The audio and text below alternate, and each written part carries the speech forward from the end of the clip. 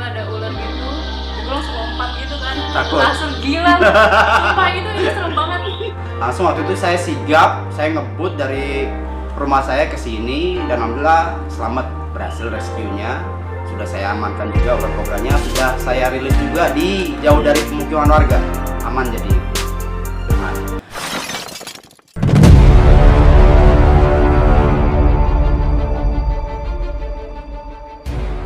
Halo guys, balik lagi di Satwa Sakti TV.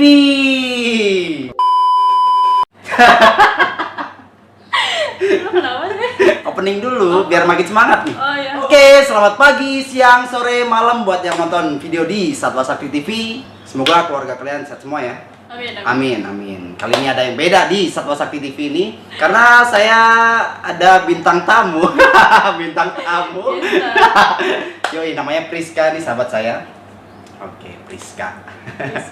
Udah punya pacar ya. Nggak ada yang boleh minta nomornya.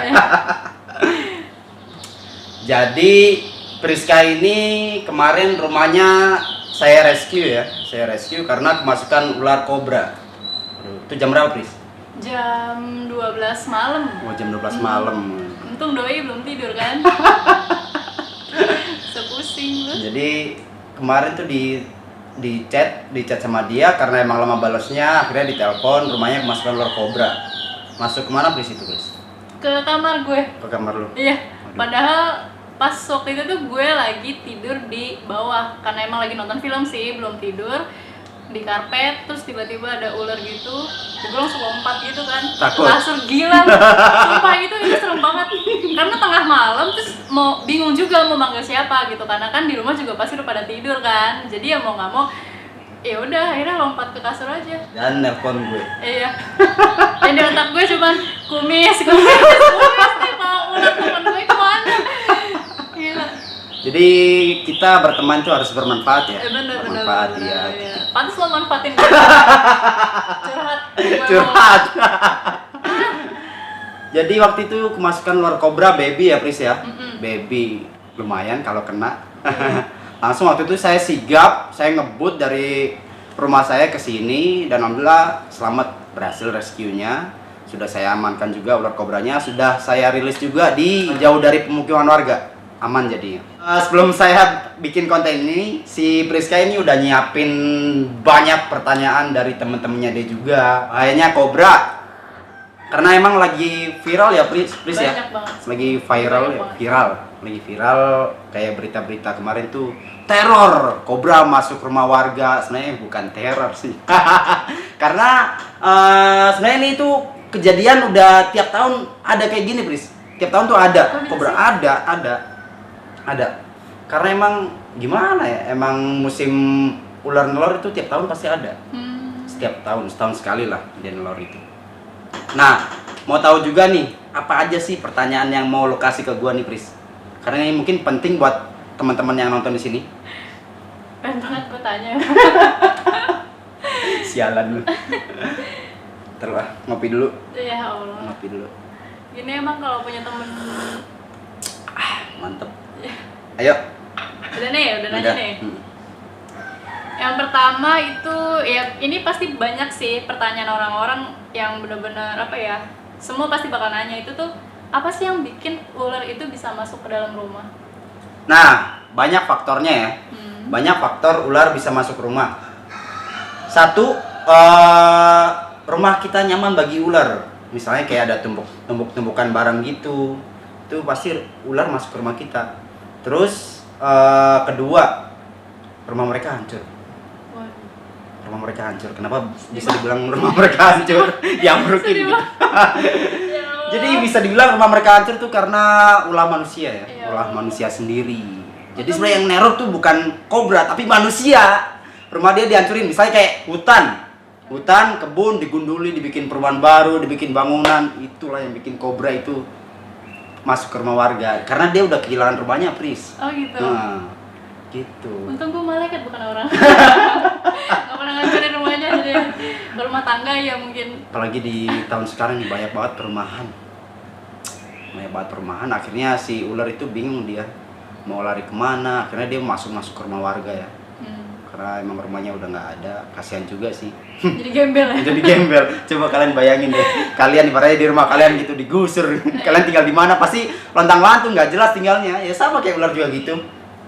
Sama Sian. sian Jadi banget. suruh jadi pengen bikin rumah ya buat ular. Tadi pertanyaan apaan sih, lupa gua. Yang pertama itu. Apa yang bikin ular bisa masuk ke rumah? Oh iya, udah dijawab tadi semuanya. Oke, pertanyaan selanjutnya. Oke, yang kedua itu pencegahan biar ular tuh nggak masuk ke rumah. Pencegahan. Mm-mm. Cara mencegahnya itu apa? Cara mencegahnya sih ya jangan hancurin rumah mereka, itu pencegahannya. Hmm. Terus apa? Kalau bisa rumah kita itu dibersihin dari tikus-tikus deh. Karena kalau biasanya ada tikus pasti ada ular gitu. Oh gitu. Tapi sebenarnya ada bagusnya juga kalau misalnya di sekitar kita itu ada ular. Kenapa ada bagusnya? Yang penting nggak masuk ke rumah ya. Itu dia mengurangi populasi tikus. Karena kalau nggak ada ular, banyak tikus udah kelar udah, makin banyak tikusnya. Pusing juga sih, mau Pusing mendingan banyak tikus sama banyak ular gitu aja pilihannya tuh enggak. Serba salah. Itu dia serba makanya. salah. Oh, berarti kita harus melihara kucing coy. Iya. Oh iya, benar tuh. Melihara kucing. Karena waktu itu saya pernah rescue itu di satu kompleks sama saya ya. Itu kemasukan ular kobra, pas banget tuh kalau kobranya berhadapan sama ular. Jadi si kobranya berdiri gini nih. Si kucingnya tuh gini-gini nih. Ngasih kode. Berhadapan sama ular. Kobra salah. Kobranya berhadapan sama kucing. Kucingnya digini-gini nih. Akhirnya si yang punya rumah itu nelpon saya, "Mas, ular saya berantem sama kucing." jadi itu sebenarnya kode. Kucing itu kayak apa ya? Kayak dia itu mendeteksi sesuatu yang masuk ke dalam rumah kita. Gitu. Oh, iya? Walaupun kayak misalnya ada makhluk halus, biasanya suka gitu kan. Iya sih benar. Terus pertanyaan selanjutnya. Udah selesai ya? Udah selesai. Yang ketiga itu bedanya ular yang berbisa sama yang enggak. Bedanya ular yang berbisa sama tidak. Dulu termasuk gue juga sih. Jadi gue itu dulu salah kaprah karena banyak orang bilang, dan di media itu maksudnya di online ya, media online itu banyak menyebutkan kalau ular berbisa itu kepalanya segitiga, dan kalau nggak berbisa itu kepalanya nggak segitiga. Padahal yang nggak berbisa juga ada. Maksudnya yang berbisa ada yang nggak segitiga ada. Contohnya kayak ular wolang-wolang itu wolang-woling itu mematikan, tapi dia kepalanya nggak berbisa. Kepalanya nggak segitiga itu ada. Jadi nggak semua yang segitiga itu berbisa. Tapi kayaknya kalau untuk orang awam nggak akan ngeh deh itu segitiga atau enggak. Yang penting itu pahami jenisnya. Oh, itu gitu. pahami jenisnya. Kalau emang dia nggak paham, ya tanya ke yang lebih paham gitu. Jadi kita mulai sekarang harus ngelihat jenis-jenis ular gitu. Penting sebenarnya. Apalagi ular yang di sekitar kita ya. Kalau untuk ular yang ada di luar gitu nggak usah lah dipelajari. Kecuali emang kalian hobi. Oke, next pertanyaan selanjutnya. Selanjutnya itu kira-kira tuh penanganan kalau misalnya ular masuk ke rumah itu tuh kita tuh harus ngapain gitu? Kita harus sebagai ngapain? orang awam. Kalau bisa rumahnya itu bersih ya, bersih, terus bebas dari tumpuk-tumpukan barang. Itu apa sih tadi, mengantisipasi? Penanganannya. Jadi kalau misalnya ada ular nih di rumah. Oh, ada ular di rumah. Terus kita harus ngapain gitu yang harus dilakuin? Karena kan nggak semuanya bisa mengatasi hal itu gitu. Karena kita aja udah takut duluan. Solusi kontak aja Animal Rescue atau damkar ya. Alhamdulillah sekarang damkar udah bantuin kayak misalnya rumah warga kemasukan ular. Nah, kalau untuk antisipasinya sih lebih baik rumahnya itu bersih dari tumpukan barang. Terus kalau bisa di setiap sudut itu ditaruh kapur barus atau kamper. Nggak pakai garam? Enggak lah. Kenapa? Emang mau ngerujak. Ular nggak takut garam nih, banyak yang salah kaprah ya. Ular nggak takut garam, memang mau ngerujak. Kecuali lintah. Kalau lintah emang iya kena garam dia panas. Dia mengkerut. Mengkerut. Nah, itu di rumah kalau bisa kamper, kapur barus di setiap sudut itu ada. Terus ini nih ada ilmu baru lagi nih saya itu. Jadi kalau bisa ditaruh jebakan tikus, lem ya, yang lem tikus itu, yang modelnya kayak kayak buku. Ketika dibuka dia ada lemnya, itu bagus juga. Jadi waktu itu ada warga laporan rumahnya kemasukan ular, tapi alhamdulillah udah nempel sih di situ. Dia bagus. Jadi niatnya dia buat ngejebak tikus, tapi akhirnya yang kejebak tuh ular. Itu ilmu tuh. Oh gitu. Nah, ularnya nggak akan bisa lepas kok, nempel pasti, karena dia juga nggak bisa garing-garing, yang nggak punya kaki. Bener sih, bener-bener. Bener. Nggak boleh tangan juga sih. Nah, Ya. bener. Udah next. Pasangan punya. Pasangan punya. Kira tuh level bahaya dari seekor itu ular itu dia ngaruh nggak sih dari besar atau kecilnya atau dari umurnya, kayak misalkan ular kecil nih terus kita santai gitu, santai Masih kecil. masih kecil ini, atau bahkan sebaliknya justru yang kecil itu justru yang lebih bahaya atau gimana tuh, kira-kira gimana tuh? Jadi itu faktor gigitan apa gimana? Bukan ya, bukan gigitan ya kali ini ya? Enggak, karena kan kita awam nih, misalkan ada ular masuk ke rumah, terus ularnya dari bentuknya tuh kecil gitu kan, terus kira-kira itu kita kan orang awam nih nggak tahu itu bahaya atau enggak gitu kan, kira-kira gimana tuh gitu, pengaruh nggak sih dari besar kecilnya? Sebenarnya nggak pengaruh sih, gede kecil tuh sama bisanya, cuma bedanya itu di apa?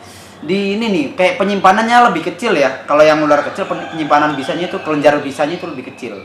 Karena emang ukurannya juga kecil. Kalau yang besar berarti besar, tapi sama aja mematikan juga. Oh gitu, tetap Nah, tetap mematikan. Dia baru netes juga udah punya bisa dia. Oh gitu. Iya. Berarti baru netes sudah bisa bikin kita ini ya. Die. Oh. Meninggal, tewas. Serem juga. Serem juga. Oke, next. Ini nih yang lagi booming banget. Kira-kira bener nggak sih kalau misalkan kita ngebunuh ular, terus nanti teman-temannya bakal datang? Atau bahkan nih, gue pernah baca, jadi katanya mata ular itu dia bisa ngerekam kejadian sebelum dia mati katanya. Makanya sampai ada orang-orang yang emang mengerti ular tuh, jadi dia kalau mau ngebunuh atau mau ngebuang itu dia ditutup dulu palanya. Jadi biar si ular itu tuh setidaknya dia nggak tahu lokasinya di mana, jadi teman-temannya nggak akan datang lagi. Itu benar nggak sih? Nah, ini menurut gue pribadi ya, mungkin setiap orang beda-beda jawabannya. Tadi itu dari yang pertama itu apa sih, teman-temannya pada datang ya. Jadi kalau ini harus gue tutupin please, karena ini sebenarnya rahasia anak-anak reptil ya. Oh, gitu. Rahasia anak-anak reptil ini harus ditutupin, dan terpaksa di sini gue harus bohong. Oh gitu. Terpaksa di sini gue harus bohong. Iya, bener, temen-temennya itu nanti pada datang. Iya, bener, temen-temennya nanti pada datang. Tapi itu bohong kan? Rahasia, tapi udah gue jawab tadi. Iya, gimana sih? Terus untuk yang apa, yang dia kepalanya ditutup tadi, memorinya tajam itu, menurut gue sih enggak. Oh enggak. Itu cuma mitos. Menurut gue loh ya, mungkin beda menurut Mas Panji Petualang atau teman-teman reptiler yang lain. Ini menurut gue pribadi enggak. Kenapa tuh? Ya aneh aja, hewan bisa ngerekam memori apalagi reptil gitu. Menurut gue sih enggak. Kalau mamalia sih mungkin masih kayak anjing gitu. Kayak anjing memorinya kuat, kalau ular sih kayak enggak. Oh gitu. Karena kan emang posisinya ularnya juga udah mati kan? Iya gitu, itu mungkin hal-hal mistis. Iya sih. Berarti kalau misalkan ular kita bunuh, dia temennya nggak bakal datang nih. Jadinya bener iya atau enggak nih? Datang lah. Oh, mau nyelawat. Datang mau nyelawat. Iya. Tapi gini loh, banyak orang yang nanya, kalau misalnya rumahnya kemasukan ular kan, ntar teman-temannya datang nggak, ntar induknya datang nggak, sebenarnya gini. Yang bahaya itu kalau ular masuk ke rumah kita itu yang ukuran kecil, Oh gitu. yang ukuran baby. Kenapa? Karena kalau yang kecil tuh rata-rata banyak ya, maksudnya sudah jelas dia lahirnya di situ. Oh. Masih lahir netesnya di situ. Karena emang si induk kobra ini tuh nggak ngerami si telur ini. Jadi langsung dia misalnya keluar telur, dia itu langsung cabut, dia kabur si induknya itu. Jadi sisa telur-telur itu doang. Jadi yang bahaya itu kalau yang masukkan ular yang kecil-kecil itu. Oh, makanya jadi biasanya banyak gitu ya? Nah, banyak. Kalau yang gede nggak mungkin. Gede ramen nggak mungkin. Bete juga ya? Bete juga. Tapi mendingan kemasukan yang kecil mendingan kemasukan yang gede daripada yang kecil. Karena kalau kemasukan ular yang kecil tuh nggak akan ketahuan, Pris. Kayak kemarin beruntung itu ketahuan di rumah lu. Itu serius parah. Nanti kita kasih cuplikannya deh di rumah Prisca, itu masih ada nggak filenya? Nggak tahu sih, kayaknya sih masih ada. Masih ada. Kayaknya. Nanti kita lihat. Oke, next. Terus, aus banget ya pokoknya. Aus banget, aus. Oh iya nih, kira-kira jenis ular apa aja sih yang bisa masuk ke rumah? Jenis ular apa aja sih yang bisa masuk ke rumah? Tergantung daerahnya dulu. Oh gitu? Karena terkadang ada ular yang jenis ini tuh nggak ada di Jawa tapi ada di Sumatera atau Kalimantan. Kita bahas yang di Jawa aja deh, karena gue juga tinggal di Jawa kan. Di Pulau Jawa. Ular yang biasa masuk rumah kita itu banyak. Tadi bertanya apa aja sih? Apa sih? Iya, kira-kira jenis ular yang biasa masuk ke rumah. Oh ya, jenis. Untuk jenis kobra udah jelas. Naias putarik ya, atau kobra Jawa. Kalau untuk king cobra kayaknya enggak deh. Gua nggak pernah nemuin king cobra ada di pemukiman warga. Rata-rata itu di hutan. Rata-rata ya. Mungkin bisa dibilang 90% di hutan, 10%-nya di pemukiman warga. Emang yang dekat hutan. Terus ada ular pucuk, ular pohon tuh biasanya kadang-kadang suka nyasar. Dia ular pohon tapi suka masuk ke dalam rumah mungkin karena kehujanan atau gimana gitu. Karena dia kan darah dingin ya. Kalau misalnya habis hujan tuh mereka itu suka nyari tempat yang hangat karena mereka kedinginan. Terus ular tali picis, ular pohon banyak, ular pohon. Terus ular koros, ular siput. Lo mungkin nggak paham, Chris. Ya mungkin. Nanti kalian googling sendiri ya. Kalian googling. Kasih dong gambarnya dong. Ular kobra, ular siput, ular koros atau ular sawah, terus ular weling itu pasti banyak, lo nggak akan tahu. Oke, next. Nggak, bentar deh, tadi kan katanya ular itu kalau dia nyari tempat yang hangat ya. Oh gitu, berarti kalau lo yang nyaman lah. Yang nyaman. Oh gitu, lo juga gitu. Berarti Nyari tukang kopi gua. Lo ular jenis apa tuh kayaknya? Darah dingin gue sih. Darah dingin. Pembunuh berdarah dingin. Ini nih, kira-kira penanganan kalau kita habis kegigit ular harus ngapain tuh? Nah, tergantung sih. Lo kena gigit ular yang berbisa atau enggak? Jadi misalnya lo orang awam nih, lo orang awam terus kegigit dan lo nggak tahu itu jenis ular apaan, lo boleh lah nanti setelah lo digigit langsung lo foto tuh ular thread. Lo foto, kirim ke orang yang paham ular. Ini ular jenis apa ya? Tadi habis gigit saya. Gitu. Jadi misalnya kalau dia ular nggak berbisa ya mungkin lo cukup kasih betadine atau obat luka gitulah.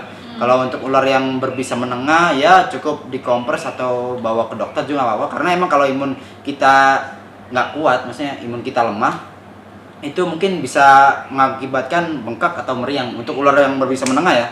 Kalau untuk ular yang berbisa tinggi, kalian bisa pakai imobilisasi. Imobilisasi tuh kayak digigit gitu dia. Kayak apa lo tau kan?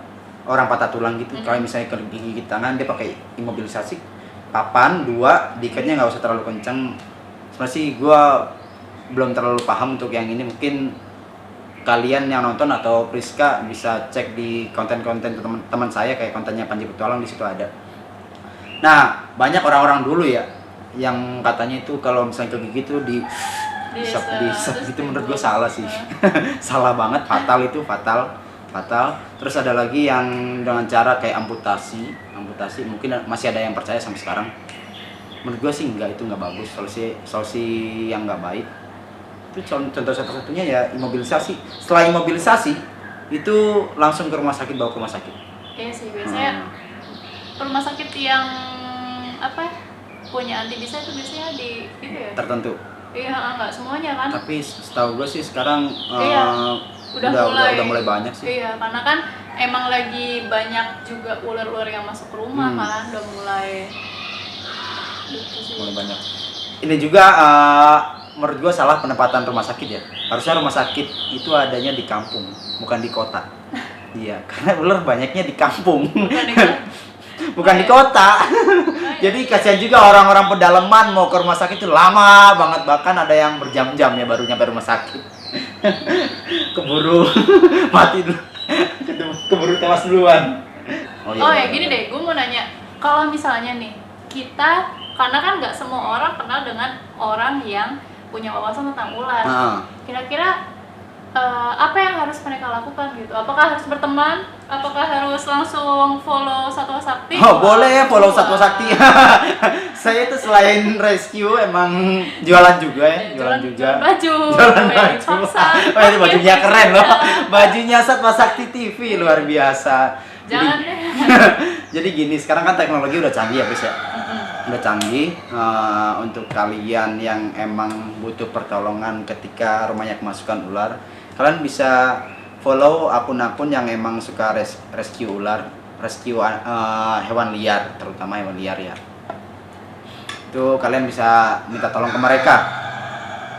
Setahu saya orang-orang kayak orang-orang yang suka rescue itu baik-baik semua kok. Pasti ditolongin kalian. Dan beberapa ada yang nggak minta imbalan, alhamdulillah. Kalau lo? Enggak lah. Oh. Kalau gue sih seikhlasnya. Yang penting rokok. Enggak, gue nggak ngerokok kan. Sama kopi pahit yang Kopi. gayo. Ingat kopinya yang gayo. Kopinya pahit pokoknya, saya nggak pakai gula. Jadi kemanusiaan, lebih kemanusiaan, please. Kasian Oh, juga gitu. kan kalau misalnya gue ditelepon nih sama orang. Mas, bisa minta tolong nggak rumah saya kemasukan ular? Ibu berani bayar saya berapa? Kayak itu terlalu matre ya. Saya orang nggak kayak gitu. Penghasilan saya udah lumayan juga sih. Kayak nggak perlu deh nyombong. Jadi nyombong. Jadi nyombong kan. Jadi nggak usah lah dibayar itu. Ya, jadi intinya dia gratis kalau tenang Gratis, aja. tenang aja gratis. Kecuali emang jauh ya. Jauh kalau misalnya ke Jakarta. Kok apa? Jauh ya. Jauh. Walaupun emang ke Jakarta nggak mungkin akan keluar kali. Nggak Masa mungkin, nyari yang iya. deket, yang ada tuh ular udah betul lagi. Tapi lo percaya nggak, kemarin ada orang ngechat gue itu minta rescue. Bang, rumah saya kemasukan ular. Kemasukan ular gini. Wah, lokasinya di mana? Boyolali. Mampus nggak tuh Boyolali. Gila. Gue kesana berapa jam? Tapi Baru lo tahu nyampe. lo di mana? Tahu, aneh itu kayaknya anak kecil deh. Iseng itu mah. Iya kayaknya. Udah biasa. Ini gegara saya naruh kontak WhatsApp di deskripsi YouTube nih. Pada Oh, gitu. kontak saya semua, iya anak-anak kecil semua minta video call ya, mantap. Luar biasa. Oke, udah kali ya, Pris ya. Cukup sekian obrol-obrolan manis ini, obrol manis. Oke, terima kasih banyak buat yang sudah nonton video di Satwa Sakti TV. Semoga video ini bermanfaat buat kalian semua. Jangan lupa like, comment, share, dan subscribe YouTube channel Satwa Sakti TV. Jangan. Terima kasih juga buat Priska. Gini aja lah. Oke, salam Lestari. Dadah, dadah gini dong.